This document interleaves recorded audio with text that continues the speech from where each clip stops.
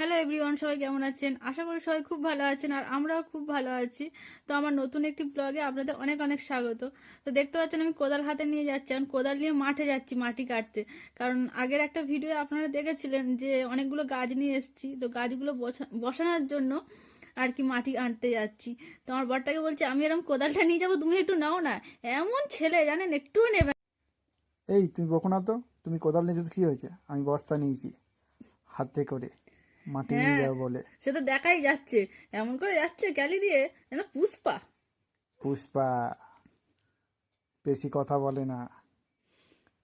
শুধু কি কাজ করে, পুষ্পা ঝোঁকা নেই সালা। বেশি না বকে। চলো চলো, তাড়াতাড়ি চলো তো। ঠিক আছে, চলো চলো, যাই যাক তাহলে। না, মাঠের কাছে চলে এসেছি, এখানে অনেক মাটি কাটা আছে, এখান থেকে মাটি নিয়ে নাও, তো আর কোথাও যেতে হবে না। চলো নামো নামো।